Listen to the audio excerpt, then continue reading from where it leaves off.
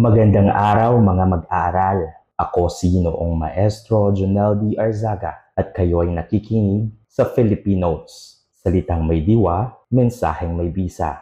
Ngayong araw, sasama kayo sa isang flipbook travelogue sa Ilocos Norte. Sa bawat pahina ng ating isipang flipbook, tuklasin natin ang mensaheng hatid ng bawat lugar. Para sa kasanayang pangpagkatuto, nakabubuo ng maayos na personal at interpersonal na komunikasyon na nagpapakita ng malinaw na layunin at pag-unawa sa audience. Layunin nitong maipaliwanag ang ugnayan ng lugar, karanasan at komunikasyon. Matukoy ang mensaheng hatid ng bawat destinasyon sa Ilocos Norte at makabuo ng makabuluhang refleksyon mula sa natamong karanasan. Ang tanong, kung makakapaglakbay ka sa Ilocos Norte, ano ang pipiliin mo? Simbahan, disyerto ng buhangin o dagat? Ano kaya ang mensaheng maiiwan sa iyo ng bawat lugar? Ngayon, simulan na natin ang paglalakbay. Sa bawat lugar ay parang tekstong binabasa sa pamamagitan ng karanasan. Sa simbahan ng paway,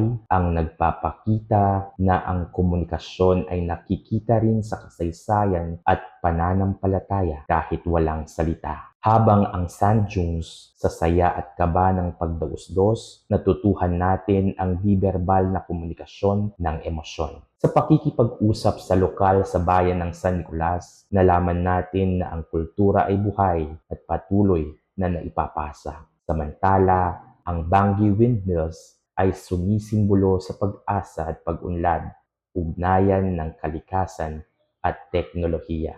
Sa katahimikan ng dagat sa pagudpud, natutuhan natin ang pakikinig sa sarili. Sa aking paglalakbay, itinuro ng Ilocos Norte sa akin ang kasaysayan, emosyon, kultura, pag-asa at kapayapaan. Natuklasan natin na ang komunikasyon ay hindi lang salita, ito ay karanasan at pag-unawa. Ngayon, sagutin ang mga tanong. Ano ang pinakamahalagang natutunan mo tungkol sa komunikasyon sa paglalakbay? Aling lugar ang may pinakamatinding mensahe para sa iyo at bakit? Pagkatapos, gumawa ng isipang travel journal. Pumili ng isang lugar sa Ilocos Norte at ilarawan ito sa 5 pangungusap kasama ang aral na natutuhan. Tandaan, ang bawat karanasan ay aral. Ano ang mensaheng iiwan mo mula sa paglalakbay nito? Pagnilayan mo. Dumako naman tayo sa pagtataya. Una, ano ang pangunahing mensahe ng aralin? Pangalawa, magbigay ng halimbawa ng di-verbal na komunikasyon. At dito nagtatapos ang ating paglalakbay. Tandaan, bawat lugar ay may kwento, bawat karanasan ay may mensahe. Ako si Ginoong Maestro Jonel D. Arzaga. Hanggang sa muli nating paglalakbay sa panibagong aralin ng pagkatuto. Maraming salamat.